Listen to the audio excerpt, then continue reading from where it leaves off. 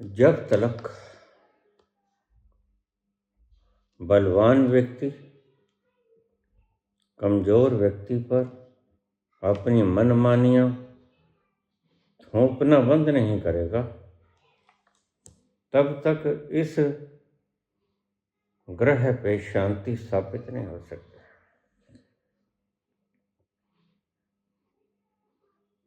इसे फिर सुन लीजिए। जब तक बलशाली व्यक्ति कमजोर व्यक्ति पर अपनी मनमानी फैसले थोपना बंद नहीं करता, तब तक यह ग्रह शांति से नहीं भरता, जैसे अमेरिका ने अब किया। वेनेजुएला के राष्ट्रपति मादुरो को उठा लिया गया। अमेरिका के पास ताकत है। वेनेजुएला एक गरीब राष्ट्र है।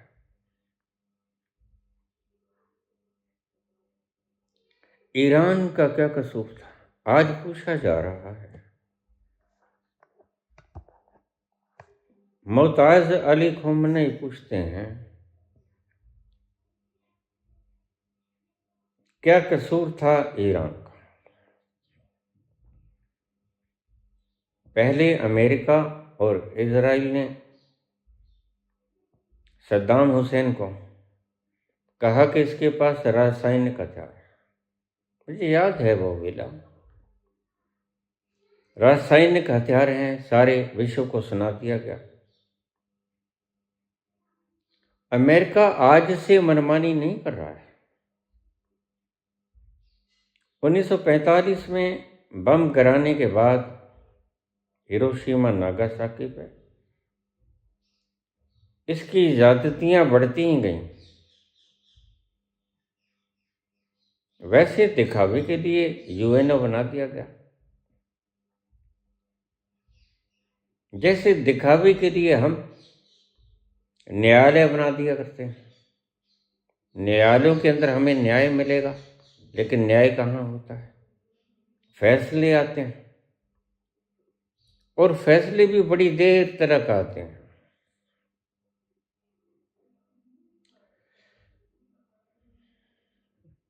ईरान आज पूछ रहा है, अमेरिका ने, इजराइल ने ईरान पर हमला क्यों किया?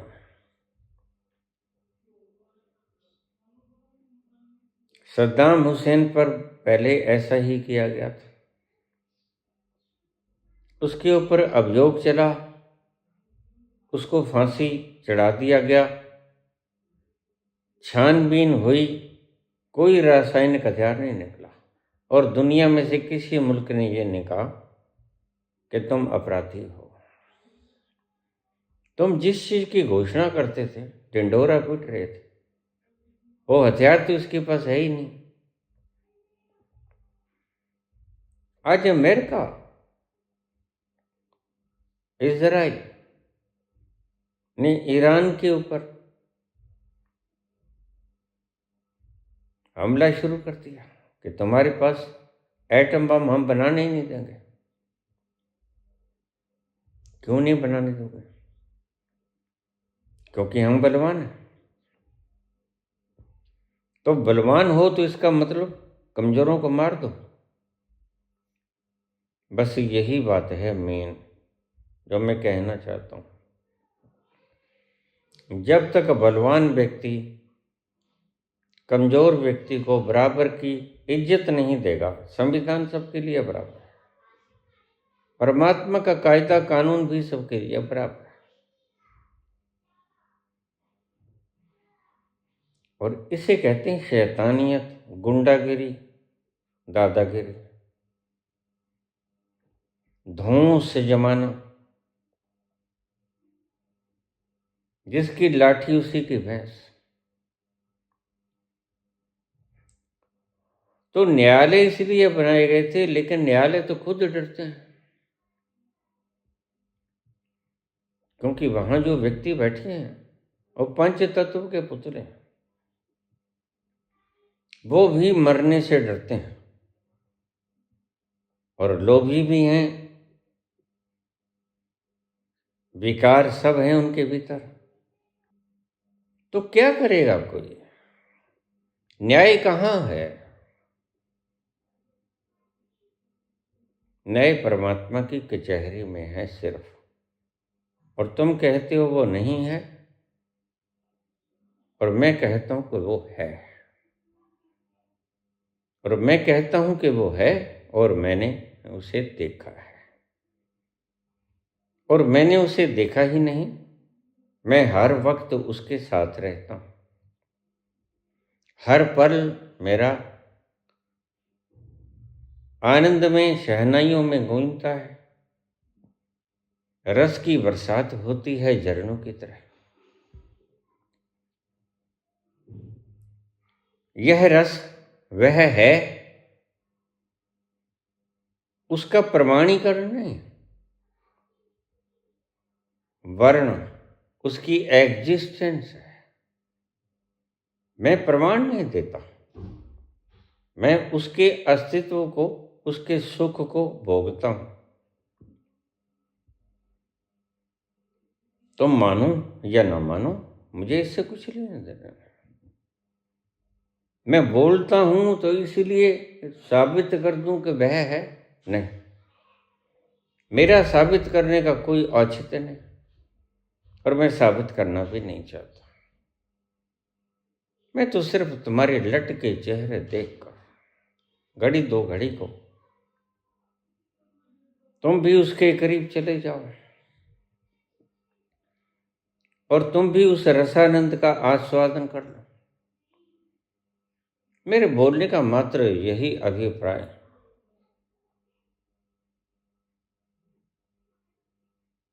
गुंडागर्दी, तानाशाही दिखाना नहीं। मैं तानाशाह नहीं हूं। मैं तुम्हें तुम्हारे हाल पर छोड़ दूंगा। अगर तुम नहीं जाना चाहते तो तुम स्वतंत्र हो। अगर तुम जाना चाहते हो तो भी तुम स्वतंत्र हो।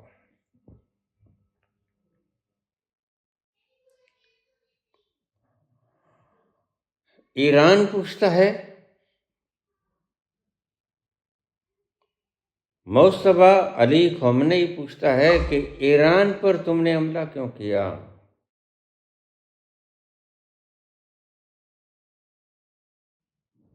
इजराइल, अमेरिका इस ग्रह की शैतानियत की जड़। मुल्क चाहे कोई भी हो, उन्हें जड़ को पहचानना होगा। न्यायालयों को अपना काम करना होगा, न्याय व्यवस्था कायम करनी होगी। पूछना होगा मिस्टर डोनाल्ड ट्रंप से, इजराइल के बेंजामिन नेतन्याहू से, हिंदुस्तान के प्राइम मिनिस्टर नरेंद्र मोदी से,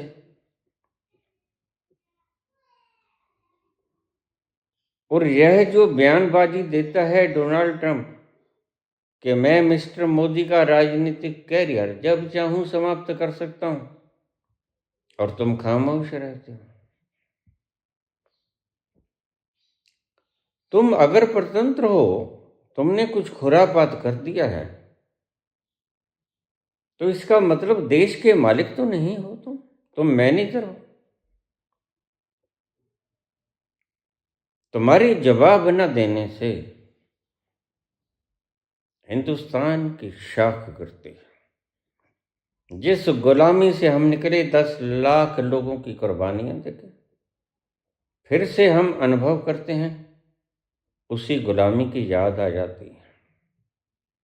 एक व्यक्ति के कारण हम गुलाम नहीं होंगे, हम उस व्यक्ति को ही मिटा देंगे जिसके कारण हमें लगे कि यह हमें गुलाम कर रहा है। न्यायालयों को चाहिए Donald Trump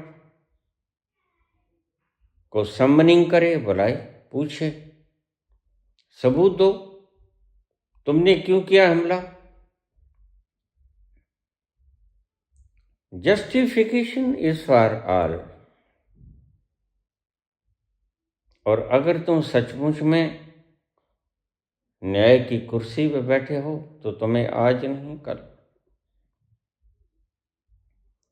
mister Donald Trump से पूछना होगा। अगर उम्र का तकाजा, तुम डायमेंशिया से पीड़ित हो, तुम किसी रोग से पीड़ित हो, तो तुम्हें त्याग पत्र दे देना चाहिए। तुम्हें अपना परीक्षण करवाना चाहिए मेंटल, और अगर तुम में कोई बीमारी का सबूत आता है तो तुम्हें या तो इलाज कराना चाहिए या त्याग पत्र दे देना चाहिए। ऐसा ही इजराइल की जनता को और वहां के न्यायालयों को पूछना चाहिए बेंजामिन नेतन्याहू से कि तुम इस ग्रह पे सुख शांति होने दोगे भी कि नहीं। छोटी छोटी बच्चियों का खून पी लेना, उसके मांस को कड़ाही में उबालकर चटनी लगाकर खा जाना, बच्चियों का क्या कसूर है? ईरान का क्या कसूर? इराक का क्या कसूर? वेनेजुएला का क्या कसूर? तुमने एक व्यक्ति को क्यों उठाया? एक व्यक्ति के उठाने से सारा वेनेजुएला नामर्द हो गया, नपुंसक हो गया। जब तुमने राष्ट्रपति को ही उठा लिया तो वहां बसने वाले लोग क्या हैं? नपुंसक हैं। उन्होंने कोई प्रतिरोध नहीं किया। पूछना चाहिए ट्रंप से, कितने आए, कितने चले गए, कितने और आएंगे, लेकिन न्यायालय की कुर्सियां भी बदलती रहेंगी। आपको हिम्मत दिखानी चाहिए। आप इन व्यक्तियों को अगर गुनाहगार निकले तो दंड दो। और मैं आपसे कहता हूं ये गुनाहगार हैं, इनको दंड मिलना आवश्यक है। मैंने कहा है कि मैं 72 लोगों की लिस्ट आपको दे देता हूं, क्योंकि उन पर शक है। और जब कोई कहीं कत्ल होता है और शक के दायरे में पुलिस के आ जाता है, इन्वेस्टिगेशन ब्यूरो के आ जाता है, तो क्या वह पूछताछ नहीं किया करती? किया करती है, तभी तो तथ्य सामने आएंगे। तो मैंने कहा कि आप नार्को की इजाजत दो। कहते कानून है कि अपराधी जब तक नहीं कहे कि नार्को करवा लो, नार्को हो नहीं सकता। ये कानून गलत है। जब कोई शक के दायरे में आ जाए तो अपराधी कहाँ मानेगा कि मेरा नार्को कराओ। एक लड़की के 35 टुकड़े कर दिए, उसने कहा मेरा नार्को कराओ, लेकिन आंखों के पीछे क्या घटा ये तुम्हें पता नहीं। पुलिस वालों ने उसका पिछवाड़ा सुजा सुजा के 2 उंगली ऊंचा कर दिया। लेकिन क्या तुम डोनाल्ड ट्रंप का पिछवाड़ा 2 उंगल उठाओगे? किसी की हिम्मत है? नहीं। फिर न्याय कैसे होगा? ये तो नहीं कहेंगे न्याय, ये तो नहीं कहेंगे न्याय को। न्यायालयों को ही नार्को का आदेश देना होगा।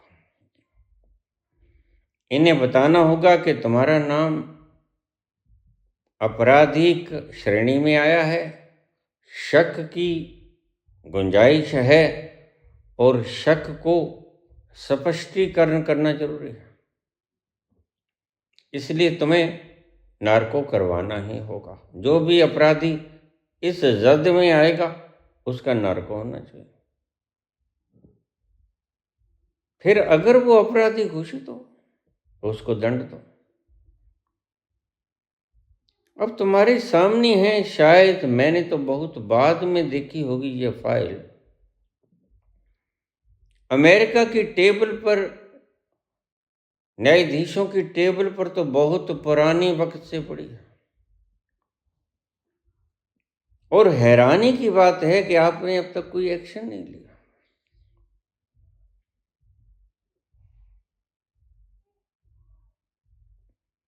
यहां एक ताकतवर व्यक्ति पैसे के बल पर या भय दिखा के या लोभ दिखा के, गुंडागर्दी करके एक न्यायाधीश को मार के, दहशत फैला के न्याय व्यवस्था में अड़चन पैदा करता है। क्या यह न्याय व्यवस्था में अड़चन पैदा करने का तरीका नहीं है? सोचा समझा, जस्टिस लोया की हत्या कर दो,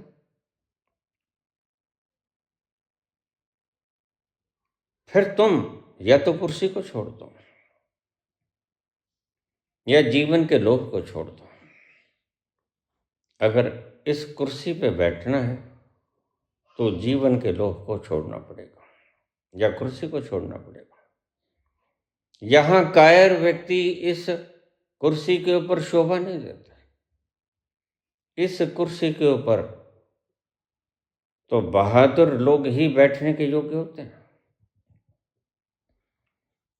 दुनिया मंदी है जोरानू, लख लानत है कमजोरानू। कमजोर व्यक्तियों को तो लाख लानत है, वो चाहे कोई भी हो। तो मैं यही अपील करूं देशवासियों से, तुम उठो। इनको राज नहीं, इनको सजा। अगर ये निर्दोष हैं तो राज करें, अगर ये दोषी हैं तो इनको सजा मिले। और मैं कहता हूं कि ये दोषी हैं, और अगर ये दोषी ना निकले तो मुझे सजा दो। इससे ज्यादा और कोई क्या कह सकता है? मैं कहता हूं, मैं ये गारंटी लेता हूं, अगर ये दोषी साबित ना हो तो मुझे दंड दिया जाए। अगर ये दोषी साबित हो जाएं तो फिर ठीक है, मैं जो कह रहा हूं ठीक कह रहा हूं। मैं 3 तरह से बातों को जज करके फिर दोष लगाया करता हूं, ऐसे दोष नहीं लगाता। तो मैंने अपनी प्रक्रिया पूरी कर ली। अब अगर न्यायपालिका डिले करती है, तारीख पे तारीख डालती है, तो इसका मतलब साफ है, डिले ब्रीड्स करप्शन। कहीं कोई घपला है। और मैं समझता हूं इस कुर्सी पर कायर कोई व्यक्ति न बैठे। यह है कायरों की कुर्सी। कायरों के लिए ये कुर्सी नहीं है, बहादुरों के लिए कुर्सी है। यह एक प्रकार की देशभक्ति का प्रमाण है।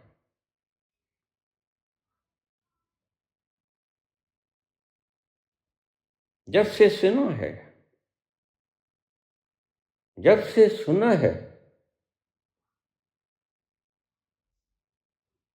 मौत का नाम है जिंदगी। सर पर कफन बांधे कातिल को ढूंढते हैं। अगर ऐसा जज्बा है तो इस कुर्सी पर बैठने के योग्य हो तुम। अगर जज्बा कायराना है, साबर कराना है, तो फिर बात जुदा है।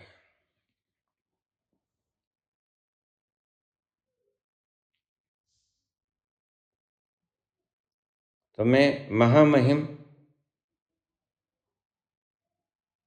महान्यायाधीश सबसे गुजारिश करूंगा, देश डरा रखा है,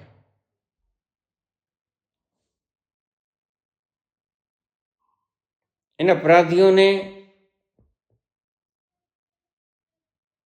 इन शैतानों ने, दरिंदों ने, इन बदमाशों के गिरोह ने, और ये पूरे का पूरा गिरोह है, और जैसे ही कोई पार्टी बदलकर इस पार्टी में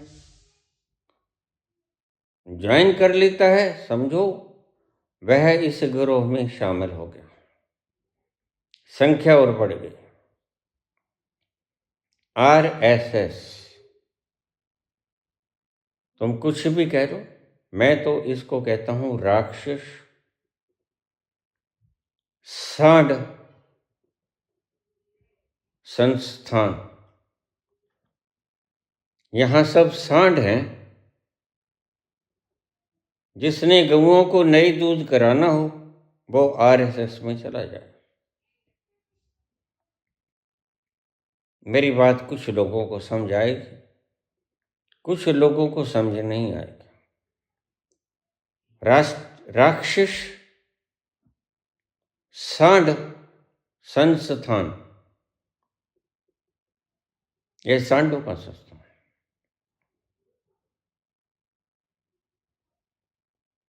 इसकी छानबीन होनी चाहिए, इस पर प्रतिबंध लगाना चाहिए।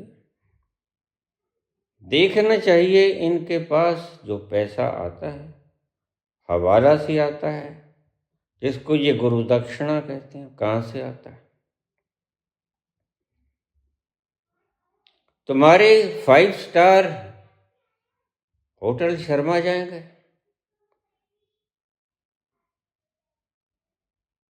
इन सांडों की मंजिलों को देखकर, महलों को देखकर।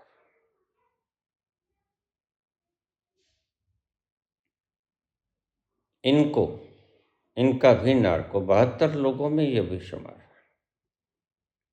आरएसएस का प्रमुख मोहन भागवत, बाकी तो मर गए।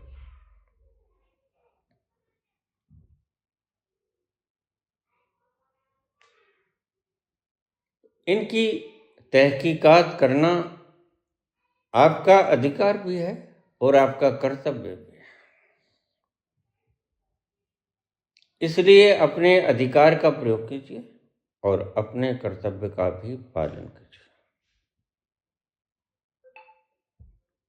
कर्तव्य है आज सत्य और झूठ का नितारा हो जाए, उगड़ जाए सत्य क्या है और पता चल जाए कि झूठ क्या है। क्या ये 2 टके की वेश्याएं जो खरीदी गई हैं वैसा ही होती हैं? ये जो बोलती हैं ये ठीक हैं, या वो मीडिया जो बिका नहीं वो ठीक है? खैर, इंशाअल्लाह अगर मुझे वक्त मिला तो मैं झूठ बोलने वाले व्यक्ति को, एक दंडनीय अपराध होगा झूठ बोलना, और उसके कारण जितने करोड़ों लोगों का नुकसान हुआ उसका वो जिम्मेदार होगा। देशद्रोह की सबसे निकृष्टतम श्रेणी है जनता को गुमराह करके वायदा खिलाफी कर देना। 2 करोड़ रोजगार दूंगा, अच्छे दिन आएंगे, महंगाई घटेगी, रुपया ऊपर जाएगा, डॉलर घटेगा, और बहुत से वादे। स्मार्ट सिटी बनाऊंगा, पेट्रोल 30 रुपये, गैस सिलेंडर 300-400, और साथ में कुछ लंगोट बना लिए रामदेव जैसे।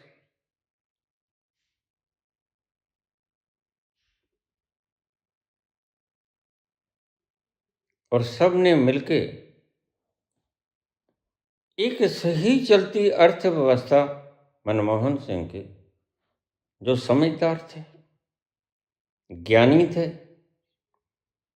इकोनॉमिस्ट थे, बड़े शानदार। उनकी सरकार को झटका दे दिया। तुम क्यों हारे मिस्टर डोनाल्ड ट्रंप? तुम क्यों हारे मिस्टर बेंजामिन नेतन्याहू? क्यों हारे तुम? शांति प्रस्ताव ईरान की तरफ से तो अब तक भी नहीं आया। वो तो कहते कोई बात नहीं, युद्ध हमारी तरफ से नहीं रुका है, आपने ही शुरू किया था, हाँ खत्म हम करेंगे। उनकी तरफ से अभी युद्ध विराम नहीं हुआ है। वो तो पूछते हैं कि कसूर बताओ, हम पर हमला क्यों किया गया?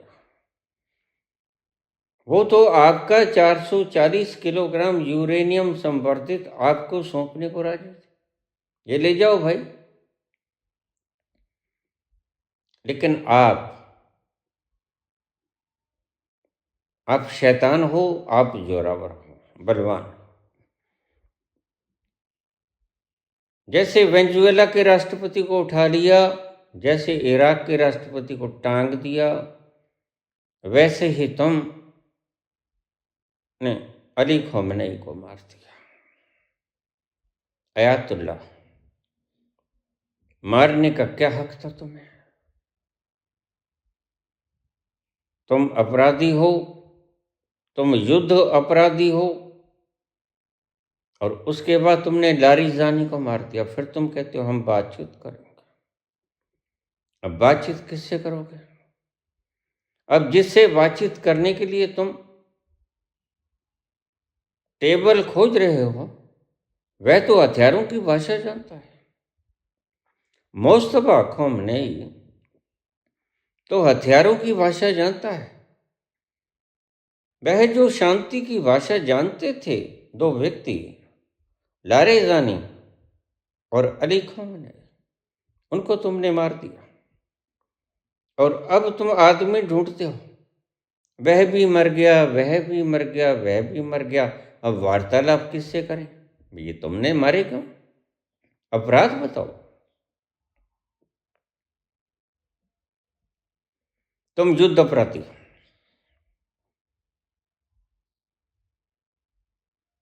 अदालतों को छानबीन करनी चाहिए, मुकदमा करना चाहिए, स्वयं संज्ञान लेना चाहिए। ये अगर बली हैं, इनका छीन के, उनका छीन के, उनका छीन के, उनको डरा के, उनको धमका के, उनका अपहरण करके, तो यह कोई शांति स्थापित करने की प्रक्रिया का अंग नहीं, यह तो गुंडागर्दी है। तो माननीय अदालतों से किसी भी देश की हों, वो इजराइल के हों, वो अमेरिका की हों, वो हिंदुस्तान की हों, वो ईरान की हों, सभी से कहूँगा, देखो क्या आपके किसी व्यक्ति ने कोई अपराध किया है? युद्ध अपराध जिसे कहते हैं, तहकीकात करो और उन्हें दंडित करो।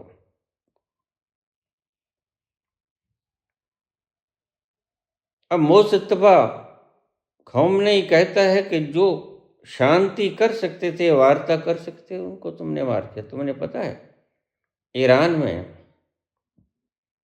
24 से लेकर 35 साल तक के जो जवान लोग हैं, तुम भूल गए शायद, उतने अमेरिका में भी नहीं, पढ़े लिखे लोग, 99% लोगों के पास मास्टर डिग्री और पीएचडी की डिग्री है। मिस्टर ट्रंप, यह भारत नहीं है जहां का प्रधानमंत्री चौथी फेल हो और तुम्हारे सामने नाचता हो।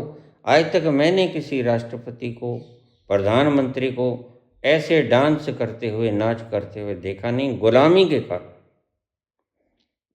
इतिहास में ये भी एक अमर कीर्तिमान है, जो कायरता के कारण नाचा। और इस संसार की सबसे ज्यादा पॉपुलेशन वाला देश शर्मसार हो गया कुछ लोगों को छोड़कर, जो मंदबुद्धि थे। मंदबुद्धि तो बेचारे मंदबुद्धि होते हैं, क्षमा करने योग्य होते हैं, लेकिन कोई भी समझ रखने वाला व्यक्ति, स्वाभिमानी व्यक्ति के स्वाभिमान को आपने चोट पहुंचाई, तुम देशद्रोही हो। क्यों? कि आपने इस देश के बाशिंदों से गलत वायदा करके वायदा खिलाफी की। यह देशद्रोह है, यह देशद्रोह है। वायदा ना निभाना, इतना कहने से बात नहीं चलेगी। यह तो चुनावी जुमले हैं, फिर तुम ये जुमले तो सभी चुनावों में चलाते हैं। फिर जनता ही मूर्ख है जो आपको वोट देती है। नहीं नहीं, ऐसा नहीं चलेगा। इंशाअल्लाह, मैंने पहले भी कहा,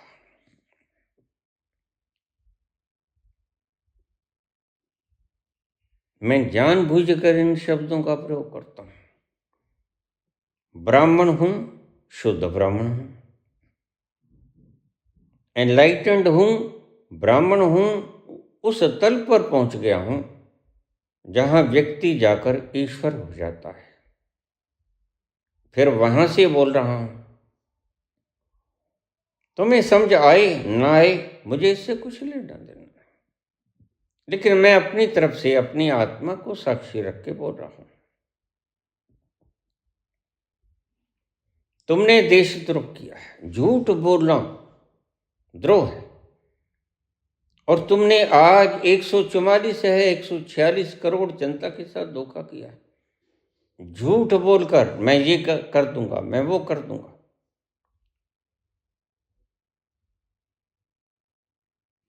अगर किसी दिन मेरे हाथ में इस देश की तकदीर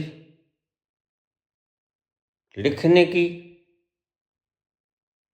जरूरत हुई या वो मुकाम आ गया, तो मैं सबसे पहला लिखूंगा, झूठ बोलना अपराध है।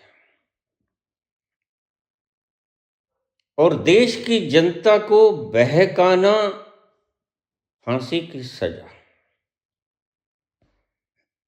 146 या 44 करोड़ जनता को झूठ बोलकर, गुमराह करके, और इन सभी खरीदी हुई वैश्याओं, जो पैसे के बदले खरीदी गई, जो झूठ बोलती है सुबह से शाम तक, वो मर्द हो या स्त्री, ये वैश्याएं,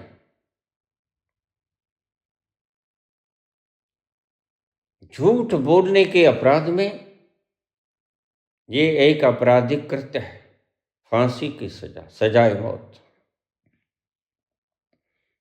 अगर कोई सबसे बड़ा अपराध आता है मेरी दृष्टि में, तो वह आता है झूठ बोलना, झूठा वायदा करके। ये तुमने छल किया, बेईमानी की, तुषारापात किया तुमने, कुठाराघात किया तुमने उम्मीदों पर। जनता को सुनहले सपने दिखाए, अच्छे दिन आएंगे, क्या आए? नहीं आए। और तुम पिंडा छुड़ाने की चेष्टा में, मुझे पता तुम भागना चाहते हो। और मैं बहुत बार बोल चुका हूं, देश की जनता, इन्हें भागने मत देना। गुजारिश है, करबद्ध प्रार्थना है, अगर तुम्हें जरा भी एहसास हो जाए कि ये भागने वाले हैं, जो कोई भागने वाले हैं, तो इन्हें जाने मत देना, क्योंकि ये मुजरम हैं, इस देश के सरे आम मुजरम हैं। वो सब रिकॉर्डेड वीडियोस हैं इनकी। मैं यह करूंगा, मैं वह करूंगा, मैं यह करूंगा, मैं वह करूंगा, किया कुछ है नहीं। देश गर्त में चला गया। जिस रुपए को 58 रुपए पे ये कहते थे कि इसको त्याग पत्र दे देना चाहिए, फिर 94 रुपए पे ये क्या कहेंगे? तुम त्याग पत्र तो दो, लेकिन बाहर मत भागो। न्याय तुम्हारी इंतजार में है। न्याय की व्यवस्थाएं तुम्हारा इंतजार कर रही हैं पलकें बिछाएं। तुम हो, अमित शाह हो या बीजेपी का कोई भी व्यक्ति हो, सभी बराबर के हकदार हैं। तुम्हारी सबकी छवि काउंट होती है। और मोदी जी, तुमने तो अपने ही नाम के ऊपर वोट मांगा, दूसरे किसी को अपने से ऊंचा उठने ही नहीं दिया। सबसे बड़ा दुष्ट कर्म है। इतना भी ना सोचा कि मैं एक दिन जाऊंगा और अगर किसी को मैंने उठने नहीं दिया तो मेरे बाद में इस देश की इतनी विशाल जनता का क्या होगा? क्या वो बोनी की बोनी रह जाएगी? किसी का कद अपने से ऊंचा मैं होने नहीं दूंगा। ये देशद्रोह पे देशद्रोह बनता चला जाता है। तुम हमें क्या सिखाते हो? और तुमने ईरान को क्या सिखाया? ट्रंप, मिस्टर नेतन्याहू, क्या सिखाया? उस जनता को सिखाया जहां पर सर्वाधिक मास्टर्स डिग्री और पीएचडी से युक्त लोग रहते हैं। वो कोई मूर्ख नहीं है। और वो भी देखिए, इंजीनियरिंग में, मेडिकल में, बीएससी, एमएससी, नॉन मेडिकल सारा, और मेडिकल। यहाँ के एक प्रभारी हार्ट के स्पेशलिस्ट हैं, सर्जन हैं, तुम्हें पता होना चाहिए। ये कोई मूर्खों की जमात नहीं है हमारी तरह कि हमने आंखें बंद की और देखा 56 इंची आ गया और वोट डाल दिया। ये नहीं, ये समझदार लोग हैं, पढ़े लिखे लोग हैं। इनसे तुम जीतोगे कैसे? इनसे तुम नहीं जीत पाओगे। इनको मार सकते हो, जीत नहीं सकते। हार गए ना। मैं घोषणा करता हूं और मैं जानता हूं तुम्हारे इरादे क्या। तुम थक गए हो, तुम विश्राम करना चाहते हो 5 दिन के लिए, और तुम्हारे लोग आगे की रणनीति तय कर रहे हैं, कैसे पछाड़ना है, कैसे मारना है इनको। तुम रुकोगे नहीं। ये युद्ध विराम नहीं है, ये एक प्रकार का फिर अपराध कर रहे हो। झूठ बोलकर यह साजिश रचने के लिए वक्त मांगा गया। तुम फिर आओगे, फिर और ज्यादा तेजी से तुम हमले करोगे। दुनिया जाए भाड़ में, रेडिएशन फैल जाए, सारी दुनिया अपंग हो जाए, सारी दुनिया बीमार हो जाए, तुम अपना बचाव कर ही लोगे बंकरों में छुप के। इसलिए मैं कहता हूं, इससे पहले कि तुम अणुबम फेंक दो, इससे आगे और कुछ भी नहीं है। अणुबम ही है। वार्ता तुम करोगे किससे? क्योंकि तुम शैतान हो। शैतान वार्ता की मेज पे कभी बैठा नहीं करता। वह धक्का करेगा, हर बात में अल्फाज ही तुम्हारे बोलते हैं। तुम तानाशाह हो, तुम दुष्ट हो, तुम शांत स्वभाव के नहीं। इसलिए मैं ईरान से भी कहना चाहूंगा, इनकी बातों में मत आओ, अलर्ट रहो। अपनी ताकत को जैसे तुम चला रहे हो, बड़ा सुंदर चल रहे हो।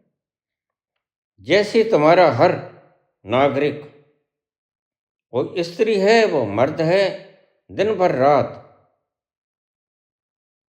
तुम हथियार बना रहे हो, बंद मत करना।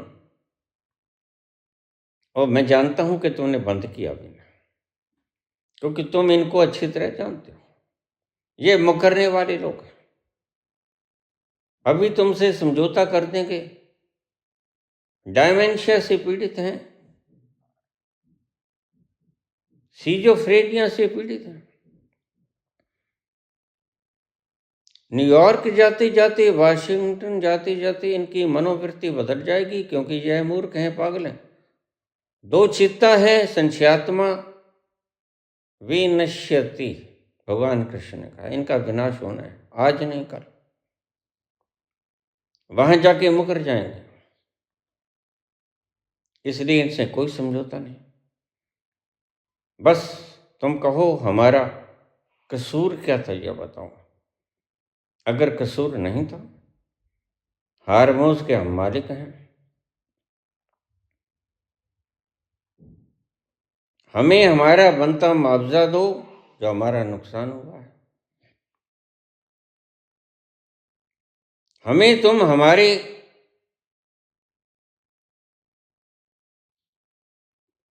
राष्ट्रपति तो लुटा नहीं सकते, लारी जानी तो लुटा नहीं सकते, लेकिन हमें इजाजत दो कि हम तुम्हें मार दें। बराबर का हिस्सा, खून का बदला खून। ये मैं बोल रहा हूं, शांति की बातें करने वाला कृष्ण, गोपियों के साथ रास रचाने वाला कृष्ण, युद्ध क्षेत्र में युद्ध की भाषा बोला करता है। मार दे, काट दे, मिटा दे इनकी हस्ती, और इतना दफन कर दे कि इनकी पुश्तें उठ न पाए। इंशाअल्लाह खैर करे। मैं न्याय के पक्ष में,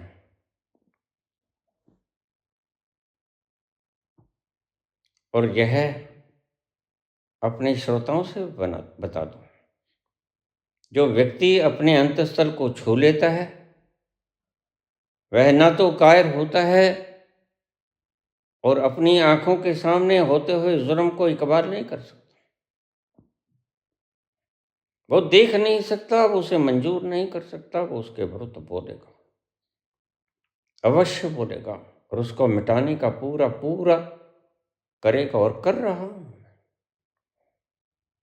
ऐसे ही नहीं हड़के हैं, मैं अपनी जो लगती वाह है लगा रहा हूं।